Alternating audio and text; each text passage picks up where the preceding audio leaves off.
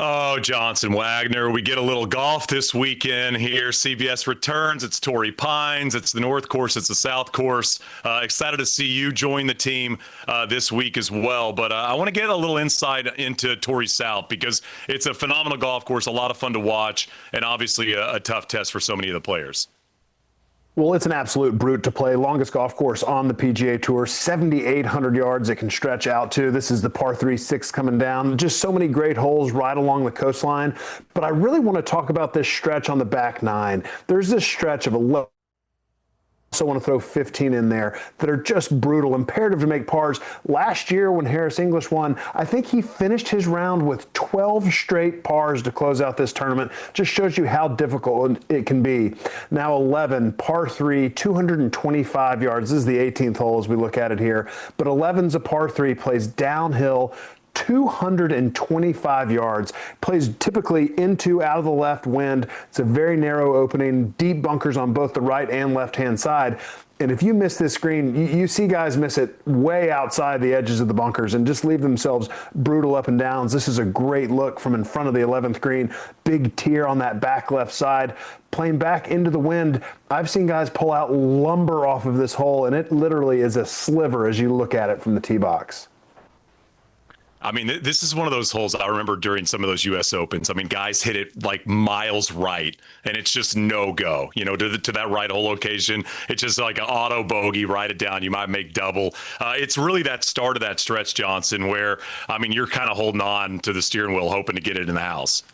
It is, and you just said it there, Shane. The main thing to focus on around Torrey, you're going to make bogeys. If you can limit doubles, if you can limit the big number, it's going to be really helpful. And one of the main places you have to do that is not only 11, but the very next hole, 12, 505-yard par 4, also plays straight back into the wind, typically maybe a little bit off the left. Here's a good picture of the second shot. That looks like Louis Oosthuizen hitting in. It's an incredibly narrow fairway, big, deep bunkers down the right-hand side, thick rough, not much room to run it up, just a little bit up the right-hand side, a big bunker fronting the left. 12's the kind of par 4 I would stay up at night when I was playing the Farmers Insurance Open, and I would have nightmares about having to play the 12th hole. It's just one of those par 4s.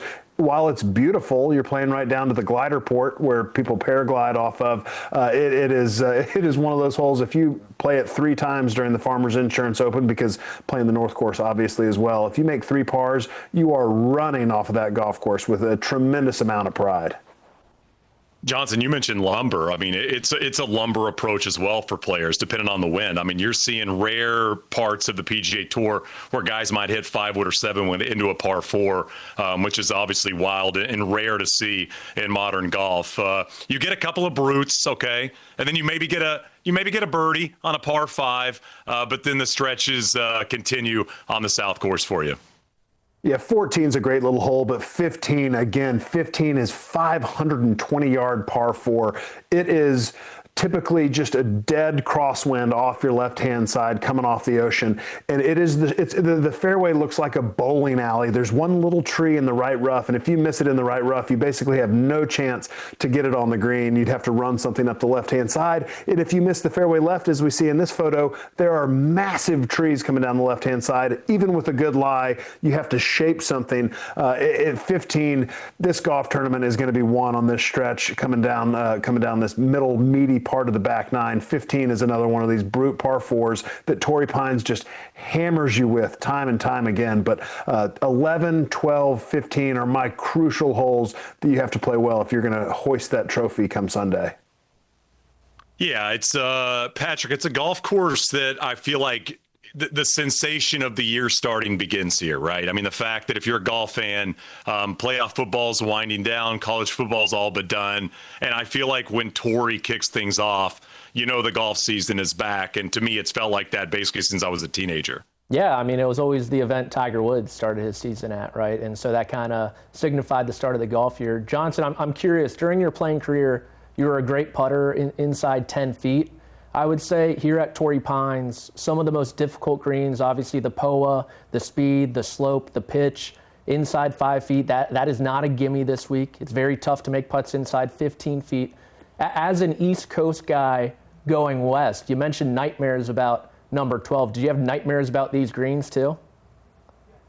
Sometimes, especially when you're in the rookie category and you're playing in some of those last couple of groups off either in the north or the south. And then when you try to putt at Torrey Pines to try to practice, there are 2 putting greens and they're extremely sloped and there's been so much foot traffic on them. If you try to do like a 3-foot to 5-foot drill in the afternoons, you might as well just walk off because you're not going to complete it. Putting on the Poana is brutally difficult, and one of my good friends, Brant Snedeker, has had a ton of success around Torrey Pines. He always hit those short putts with pace. That's what keeps him online. Now, guys that grow up on the West Coast, like a Maverick McNeely, he's told me that he tries to drip him in the high side.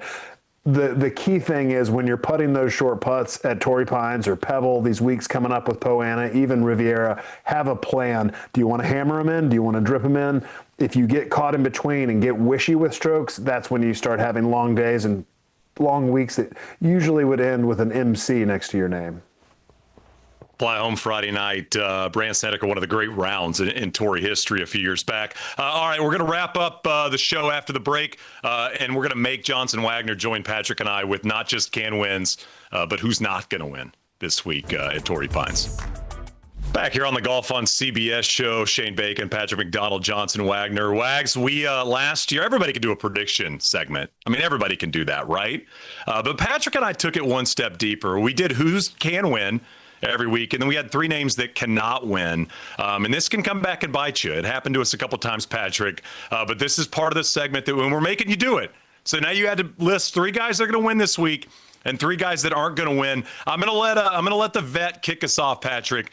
Who's winning this week? Who's taking home the Farmers Insurance? It's the hometown kid, Xander Schauffele. He's one of my 3 to win. Obviously, Johnson mentioned the rib injury last year. Xander was unable to play at this event. He's played Torrey Pines 1,000 times. I think he's very motivated coming into this year. But a couple other names, Chris Goddard just won the Sony Open. You look at where he's won, some windy, kind of difficult places where you need to shape the ball, you need to have a little bit of creativity. I think an underrated scrambler, too. He's very long off the tee. And then Ryan Gerard's kind of been one of the hottest players in the world, it seems like. 3 straight runner-up finishes going up to last year. I think his game translates better on more difficult tests, so he's among my winners. And then the can't win, Shane, it's going to be Brooks in his return. I apologize for that. Not winning. He doesn't need more bulletin board material, but I'll give him some. Patrick Cantlay, I know he's a California kid, but it's been since 2022. And then I'm going to go with Harris English. It's just tough to defend. So, Wags, typically in this segment, Patrick would pick these on the fly. I can tell this year he's doing a little bit more homework. I got Ludwig, I got Matt McCarty, I got Akshay that I think can win. Wags, who do you think can win?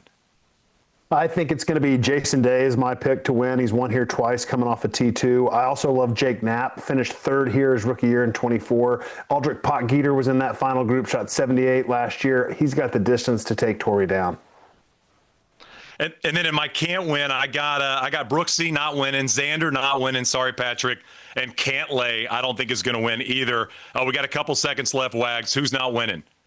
I can't hear you. I don't think we have enough time for me to give these picks. I don't kind of getting cut out.